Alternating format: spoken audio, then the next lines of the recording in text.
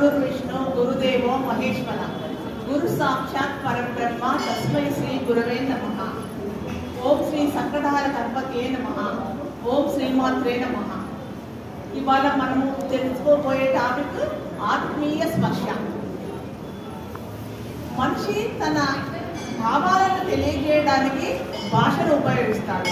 అంటే తన మనసులోని ఆలోచనలను కోరికలను తెలియజేయడానికి భాష రూపంలో తెలియజేస్తాడు. అంటే మనం తెలుగు వాళ్ళమైతే తెలుగు వాళ్ళ, హిందీ వాళ్ళైతే హిందీ భాషలో తన భావాలను తన ఆలోచనలను ఇతరులుగా పంచుకుంటారు.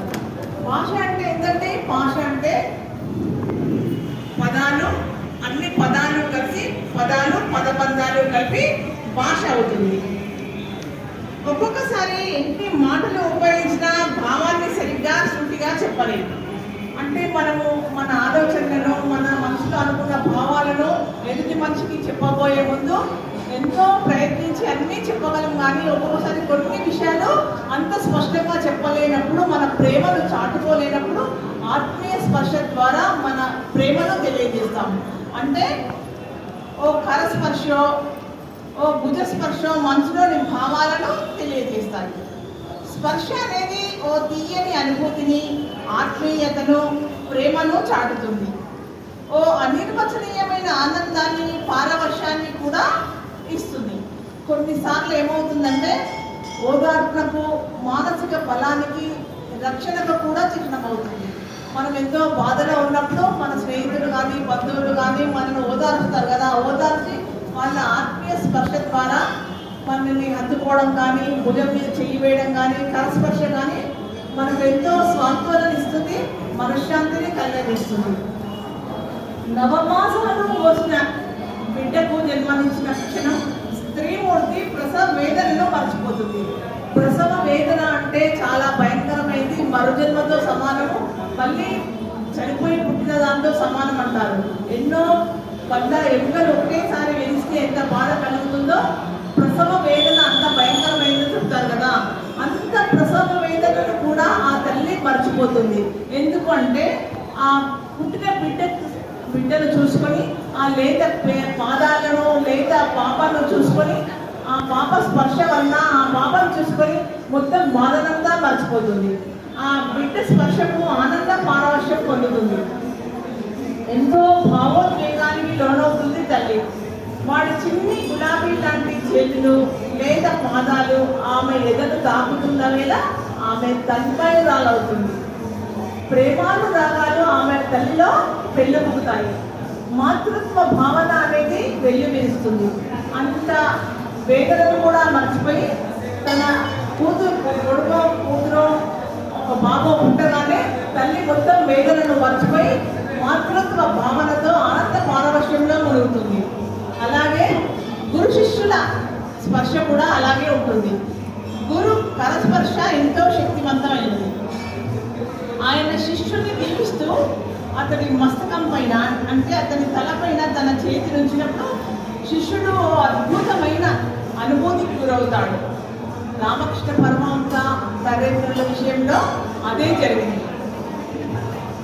రామకృష్ణుడి స్పర్శ నరేంద్రుడిలో ఓ విద్యుత్ ప్రవాహాన్ని ప్రవహింపజేసింది, ఓ ప్రకంపనాన్ని సృష్టించింది. తేరుకున్న నరేంద్రుడిలో ఏదో కొత్త శక్తి వచ్చినట్లు అనిపించింది. పరమహంస అనే బిరుదు సామాన్యంగా ఎవరికి రాదు. అటువంటి బిరుదు చాలా అరుదు. రామకృష్ణ పరమహంస మాత్రమే ఆ బిరుదును దక్కించుకున్నాడు. రామకృష్ణ పరమహంసకి అంత శక్తి ఎలా వచ్చింది అంటే, రామకృష్ణ పరమహంసకి భద్రకాళి మాత ప్రతిరోజు దర్శనం ఇచ్చేదట. ఏ రోజైతే అమ్మవారి దర్శనం ఇవ్వలేదో ఆ రోజు అష్టములు రాలుస్తూ ఏడ్చేవాడట. వెంటనే భద్రకాళి మాత దర్శనం ఇచ్చి ఆయనతో మాట్లాడేదట. అందువల్ల రామకృష్ణ పరమహంస ఆయన కరస్పర్శనే కాదు, మొత్తం ఆయన శరీరమంతా శక్తివంతమైంది. అటువంటి రామకృష్ణ పరమహంస నరేంద్రుడి తలపైన చేయి పెట్టినప్పుడు అటువంటి విద్యుత్ ప్రవాహాన్ని ప్రసరింపజేయడం ఆశ్చర్యం ఏమీ కాదు. ఆ ప్రకంపనాన్ని సృష్టించడంలో కూడా ఆశ్చర్యం లేదు. అదంతా శక్తి మూలంగా రామకృష్ణ పరమహంస తీసుకున్న శక్తి. అది రామకృష్ణ పరమహంసకు దొరికిన లభ్యమైన గొప్ప అవకాశం. అది ఏదో కొత్త శక్తి వచ్చినట్లు అనిపించింది నరేంద్రుడికి.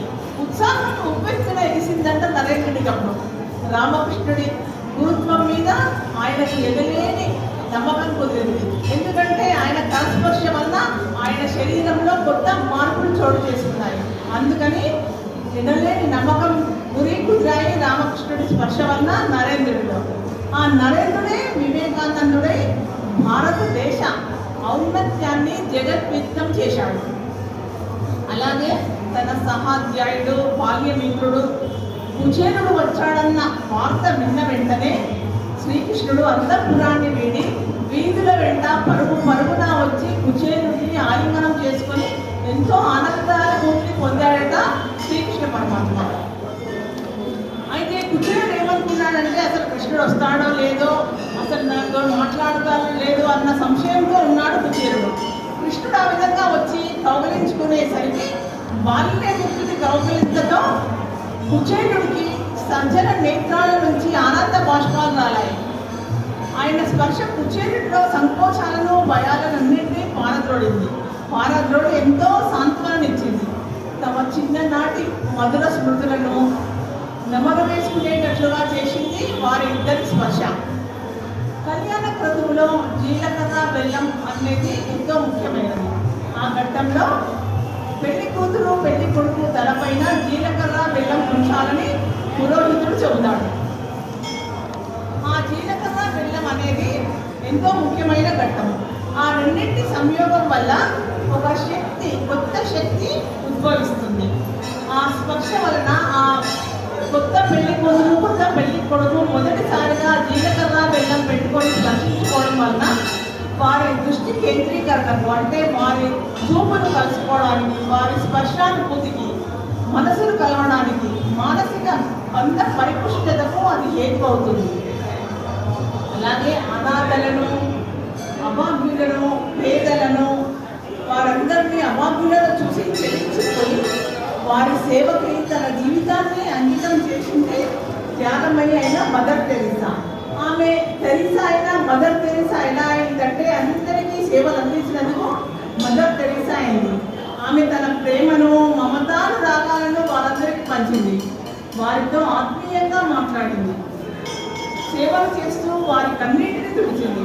వారికి కుష్టు వ్యాధి రాని, చర్మ వ్యాధి రాని ఏమాత్రం భయపడకుండా తన స్పర్శతో, తన చేతులతో వారి సపర్యలు చేసి వారి కన్నీరు తుడిచింది.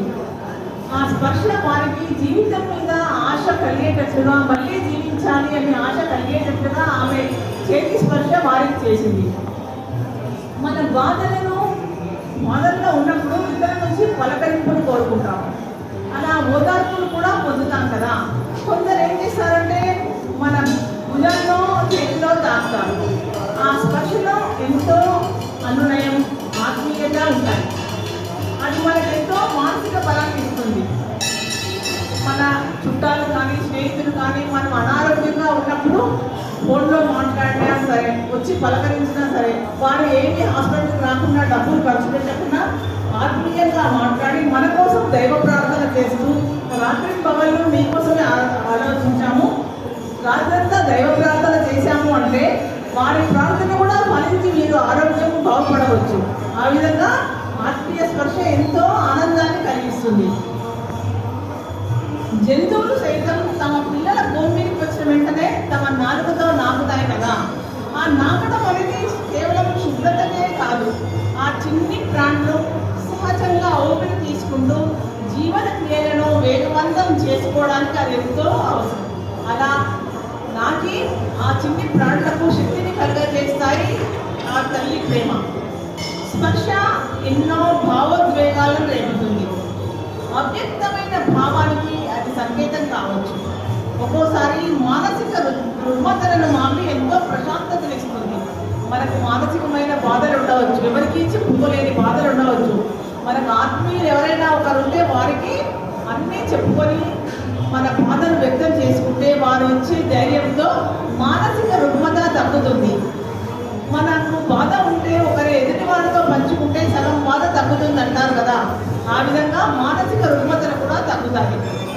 మానవుడు అందుకే స్పర్శ కోసం తహతహలాడతారు.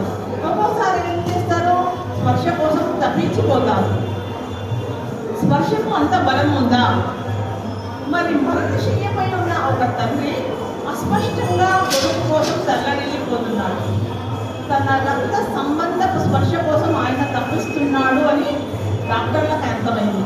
కానీ మాటలు రాక మూగపోయాడు, అస్వస్థతతో ఉన్నాడు, చేతగాని స్థితిలో అచేతనంగా ఉన్నాడు తండ్రి. అయినా కానీ ఏదో చెప్పబోతున్నాడు కానీ చెప్పలేకపోతున్నాడు. డాక్టర్లను గమనించి ఒక కాగితం పెన్ను ఇచ్చారు. బలవంతంగా ఆ తండ్రి ఎక్కడ లేని శక్తినంతా కూడగట్టుకొని డాక్టర్ పట్టుకున్న ప్యాంట్లోని తెల్ల కాగితం పైన అతి కష్టం మీద ప్రసాదాన్ని రాసి చేయి జారవిడుస్తాడు తండ్రి. డాక్టర్ వెంటనే ఆ ప్రసాదతనికి ఫోన్ చేసి, మీ తండ్రికి ఆరోగ్యం బాగాలేదు, వెంటనే రావాల్సింది అని వార్త పంపిస్తారు. అప్పుడు ప్రసాద్ వస్తాడు. కొడుకు వచ్చి తండ్రి చేతిని తన చేతుల్లోకి తీసుకొని మెల్లిగా ఇలా పట్టుకోగానే ఆ తండ్రి మూసుకుపోయిన కళ్ళు తెరుచుకున్నాయి. తృప్తిగా కొడుకు చేతిని గట్టిగా పట్టుకొని తన స్పర్శ ద్వారా తన శక్తిని కూడగట్టుకొని తనివి తీరా చూసుకొని కొడుకు స్పర్శతో ఆనందం పొంది ఆ కొడుకు చేతిని గట్టిగా పట్టుకొని కన్నులు మూతలు పడేశాడు. మరి ఇందులో విచిత్రం ఏమిటంటే అతని గుండె ఆగిపోయింది. గుండె ఆగిపోయినా కూడా ఆ తండ్రి చేయి కొడుకు చేతిని గట్టిగా పట్టుకుని ఉంది. అదే రక్త సంబంధం మహిమ. స్పర్శ శాస్త్రంపై డాక్టర్లు విస్తృతమైన పరిశోధనలు చేస్తున్నారు. ఇద్దరు స్నేహితుల మధ్య కరచాలనం ఎంతో ఆత్మీయతను వ్యక్తం చేస్తుంది. ఇద్దరు స్నేహితులు కలుసుకున్నప్పుడు వారి ఆత్మీయత వారి కరచాలనం ద్వారా ఎంతో వ్యక్తమవుతుంది. అదే ఇద్దరు రక్త సంబంధికులు దూర ప్రయాణంలో ఉండి విదేశాల్లో ఉండి ఒకటేసారి కలుసుకున్నారనుకోండి, వారి హద్దు కౌలింత కొత్త అనుభూతిని అనురాగాన్ని వ్యక్తం చేస్తుంది. అదే స్పర్శకున్న గొప్పతనం. స్పర్శ యొక్క రోజువారీ రూపాలు విభిన్నంగా ఉంటాయి. మనకు భావోద్వేగ సమతుల్యతను మరియు మెరుగైన ఆరోగ్యాన్ని తీసుకురాగల మార్గాలపై అత్యాధునిక పరిశోధనలు జరుగుతున్నాయి. మనకు స్పర్శ ద్వారా ఎంతో ఆత్మీయత లభిస్తుంది. నేను ఉన్నాను అనే భరోసా స్పర్శ ద్వారా మనకు ఇవ్వవచ్చును అనే ప్రక్రియను భుజం తట్టడం అంటారు. ఒక తండ్రి కూతురు ఉన్నారు. అప్పుడు కొడుకు కూతురికి ఏదో ఇబ్బంది వచ్చింది, వారు ఏదో కష్టాల్లో ఉన్నారు. అప్పుడు తన కష్టాలను తండ్రికి చెప్పుకుంటే తండ్రి వారి కష్టాలను అన్ని విని వైపునా బేట అని వారి భుజం మీద తడితే ఆ పిల్లలకు 1000 ఏనుగుల బలం వస్తుంది. స్పర్శకు అంత మహిమ ఉన్నది. వీపు మీద తట్టడం, చేయి మీద చేయి వేసి నిమ్మడం, తడుముకోవడం ఇవన్నీ యాదృచ్ఛికంగా సాధారణంగా రోజువారీ జరిగే హావభావాలే కదా. స్పర్శ శాస్త్రము కరుణరసం అంటే అనాథలను పేదలను చూసి వారికి ఏదైనా ఆత్మీయతను పంచి ఏదైనా అందించడం కరుణరసం. విషాదంలో ఉన్న వారికి ఎన్నో మంచి మాటలు చెప్పి వారి విషాదాన్ని తొలగించి వారికి స్వస్థత చేకూర్చి వారికి ఆనందాన్ని ధైర్యాన్ని ఇవ్వడం విషాదరసం. ప్రేమరసం అంటే భగవంతుడి పైన భక్తిభావం కనబరచడం ప్రేమరసం. రక్త సంబంధ రసం అంటే విదేశాల్లో ఉన్న అక్క చెల్లెళ్ళు కానివ్వండి, అన్న తమ్ముళ్ళు కానివ్వండి, చాలా రోజులకు కలుసుకుంటే వారు ఆత్మీయతను వ్యక్తం చేసుకుంటారు కదా, అదే రక్త సంబంధ రసం. ఇన్ని రకాల ప్రాథమిక భాషలు మన సైకాలజిస్టులు గుర్తించారు. దసరా రోజున అందరికీ జమ్మిని బంగారం వెండి అని ఇచ్చి అందరినీ మనకు కౌగిలించుకోవడం, షేక్ హ్యాండ్ ఇవ్వడం అనేది చేస్తుంటాం కదా, అది మనకు ఎంతో ఆనందాన్ని ఇస్తుంది. ఇటీవలి సంవత్సరాల్లో స్పర్శ ద్వారా వచ్చే కొన్ని అద్భుతమైన భావోద్వేగ మరియు శారీరక ఆరోగ్య ప్రయోజనాలను అధ్యయనకర్తలు బాగా అధ్యయనం చేస్తున్నారు. మానవ కమ్యూనికేషన్ బంధం మరియు ఆరోగ్యానికి స్పర్శ నిజంగా ప్రాథమికమైనదని ఈ పరిశోధనలు సూచిస్తున్నాయి. ఒక స్త్రీ పురుషుడిని కోపానికి చేయి విధించడం, కోపాన్ని కమ్యూనికేట్ చేయడం ప్రయత్నించడం, చేయి విధించడం వంటి ప్రక్రియ వల్ల ఆ పురుషుడిలో అగాధం ఏర్పడుతుంది. అతడు ఆఫీస్కి వెళ్ళి సక్రమంగా పని చేసుకోలేడు, ఎంతో బాధతో మానసిక వేదనతో ఉంటాడు. అలాగే ఒక భార్య భర్తకి గుడ్డే అని సంతోషంగా ఆఫీసుకు పంపించడం వచ్చినప్పుడు అతడు ఎంతో సంతోషంగా తన పనిని తాను చేసుకోగలడు, విజయవంతంగా పనిని పూర్తి చేసుకోగలడు అని విశ్లేషకులు వివరిస్తున్నారు. వ్యక్తులు స్పర్శ నుండి ప్రేమను కోరుకుంటారు, అలాగే కృతజ్ఞతను కూడా కోరుకుంటారు, కరుణను కోరుకుంటారు. ఇన్ని రకాల స్పర్శల మధ్య తేడాను గుర్తించగలరని మానవ శాస్త్రం అవపోసిన పట్ల డాక్టర్లు చెబుతున్నారు. టచ్ భద్రత, టచ్ అంటే మనం ఒకరికి ఒకరిని టచ్ చేసుకోవడం. టచ్ భద్రత మరియు నమ్మకాన్ని సూచిస్తుందని చూపించే అధ్యయనాలు ఎన్నో కనిపిస్తున్నాయి. వెచ్చని స్పర్శ హృదయనాళ ఒత్తిడిని తగ్గిస్తుంది అని చెబుతారు. ఇది శరీరం యొక్క వాగస్ నాడిని సక్రియం చేస్తుంది. ఇది మన దయగల ప్రతిస్పందనతో సన్నిహితంగా పాల్గొంటుంది. కొన్ని బంధాలు ఏం చేస్తాయంటే మనల్ని బ్రతికిస్తాయి, ఇంకొన్ని బంధాలు బ్రతకాలనే ఆశను కలిగిస్తాయి. కొంతమంది అనవసరంగా ఆత్మహత్యలకు పాల్గొనడానికి సిద్ధపడతారు. వారికి కౌన్సిలింగ్ ఇచ్చి డాక్టర్లు బ్రతకాలనే ఆశను కలిగిస్తారు. మరికొన్ని బంధాలు బ్రతకాలనే ఆశ లేకుండా చేస్తాయి. మరి మూడింటిలో ఏదో ఒకటి ఎంచుకోవడం మనకు చాలా కష్టంగా అవుతుంది. అందుకని మనకి ఎన్ని బాధలున్నా బాధలన్నీ దాచుకుని పెదవులపై చిరునవ్వును చిందిస్తూ బ్రతకడమే జీవితం అవుతుంది. ఆత్మీయ స్పర్శ ద్వారా మనకి ఇన్ని భావాలు వ్యక్తమవుతున్నాయి. ఎన్ని రకాల ఆత్మీయ స్పర్శలు ఉన్నాయి.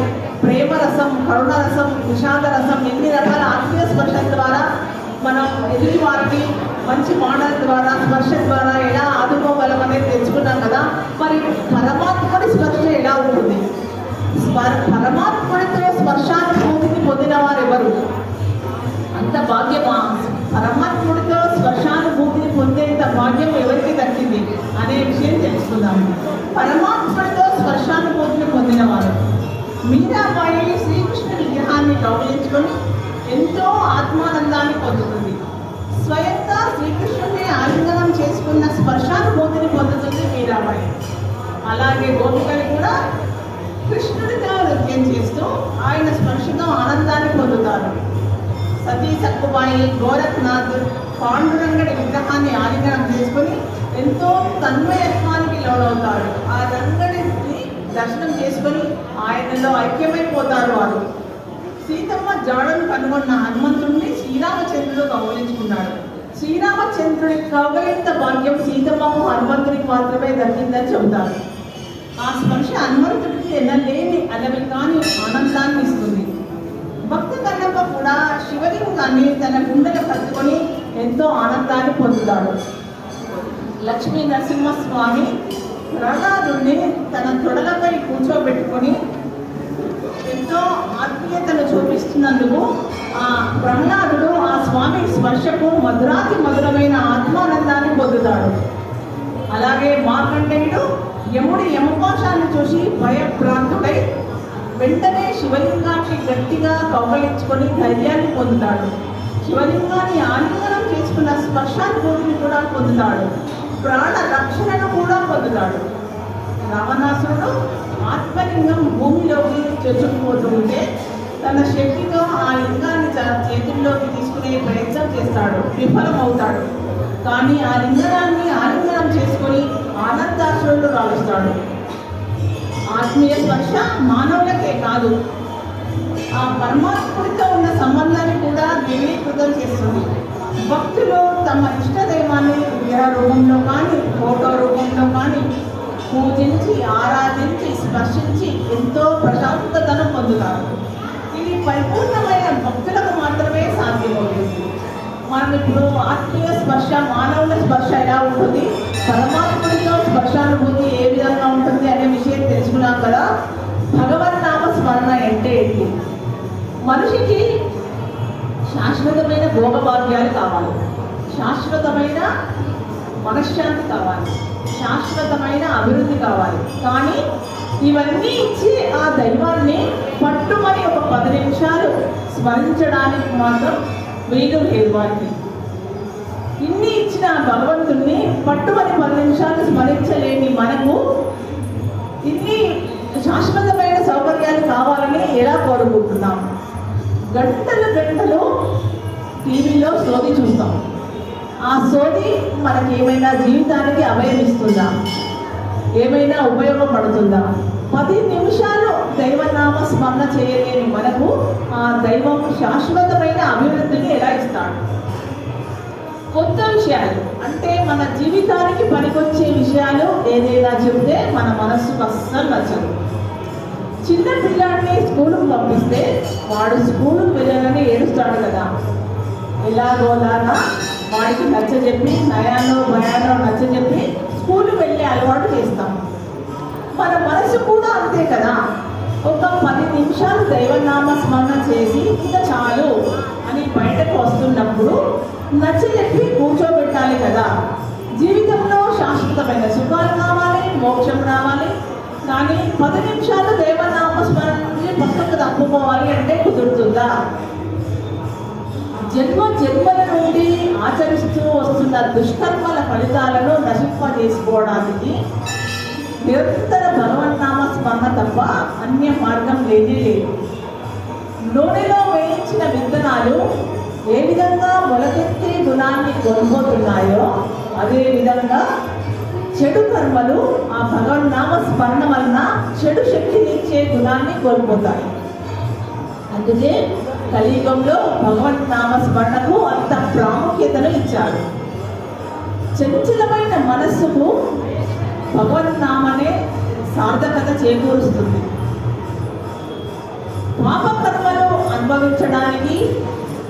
పాపకర్మలు మళ్ళీ మనం అనుభవించడానికి జన్మించాలి. పాపం చేసినప్పుడు పుణ్యం చేస్తే పుణ్యకర్మలు అనుభవించడానికి జన్మించాలి. నిరంతర భగవన్నామ స్మరణ వలన ఇవి రెండో పోయి శాశ్వతమైన మోక్షం వస్తుంది. ఉదయం దైవనామంతో నిద్రలేస్తూ రాత్రి నిద్రించే ముందు దైవనామ స్మరణ చేసి నిద్రిస్తే శుభం కలుగుతుంది. మన హృదయం స్పందించడం దైవానుగ్రహం అయిందనుకోండి, అప్పుడు మనకు ఆ కృతజ్ఞతతో మన ప్రతిస్పందన ఏం కావాలి? దైవనామ స్మరణ కావాలి. ఇది భగవన్ నామ స్మరణ. జై